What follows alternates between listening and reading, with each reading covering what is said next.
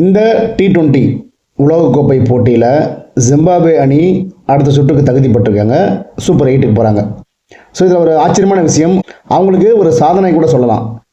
அவங்க லீக் போட்டியில் 4 மேட்ச் ஆடி அந்த 4லையும் வெற்றி பெற்றிருக்காங்க, எதுலேயுமே தோக்கலை. ஜிம்பாப்வே அணிக்கு இது ஒரு சாதனையாக பார்க்கப்படுது. ஏன்னா அவங்க எத்தனையோ வேர்ல்டு கப் போட்டி விளையாடுறாங்க. அப்படி விளையாடும்போது குரூப் போட்டியில் ஏதாவது ஒரு தோல்வி சந்திச்சிருப்பாங்க. ஆனால் இந்த வேர்ல்டு கப் T20 தான் 4 போட்டி ஆடி 4 போட்டிலையும் தோல்வியை சந்திக்காமல் அவங்க அடுத்த சுற்றுக்கு முன்னேறாங்க.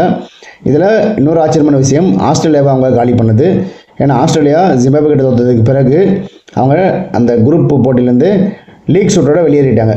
ஆஸ்திரேலியா அதோடு போயிட்டாங்க. ஜிம்பாப்வேவும் இலங்கையும் அடுத்த சுற்றுக்கு முன்னேறிக்காங்க அவங்க குரூப்பில். ஒரு காலத்தில் நல்லா ஆடிட்டு இருந்த டீம் தான் ஜிம்பாப்வே. அந்த அணியில் ஆண்டி ஃப்ளவர்லாம் இருந்தார். ஸோ அவரெல்லாம் ஆடும்போது நல்ல ஒரு பேட்ஸ்மேனு. அவரெல்லாம் அவுட் பண்ணுறதே ரொம்ப கஷ்டமான விஷயமா இருக்கும். ஆண்டி ஃப்ளவர் இருக்கிற வரைக்கும் ஜிம்பாப்வே அணி வெற்றி அப்படின்றது நோக்கி போவாங்க. அதுக்கப்புறம் கிரிக்கெட்டோட வீழ்ச்சி அந்த அணியை அதால பாதாளத்துக்கு கொண்டு போயிடுச்சு. அதுலேருந்து மீண்டு கம்பேக் கொடுத்து இப்போது சிக்கந்தர் ராசா தலைமையில் அந்த அணி ஒரு கம்பேக் கொடுத்துருக்காங்க.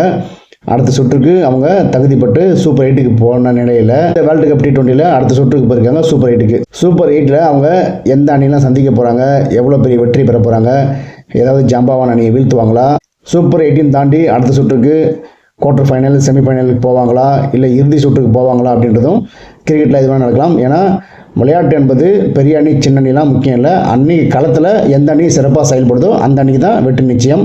அதுதான் ஜிம்பாப்வே ஆஸ்திரேலியா கிட்டையும் இலங்கை கிட்டையும் நிரூபித்து காமிச்சாங்க. அன்றைக்கி அவங்களோட ஆட்டம் சிறப்பாக இருந்தது. அன்றைக்கி மட்டுமில்ல, லீக் போட்டியில் 4 போட்டியிலும் அவங்க ஆட்டம் சிறப்பாக இருந்ததுனால அவங்க வெற்றி பெற்றிருக்காங்க. இந்த வெற்றி தொடருமா, ஜிம்பாப்வே அடுத்தடுத்த சுற்றுக்கு முன்னேறுமா என்பதை பொறுத்திருந்து பார்ப்போம்.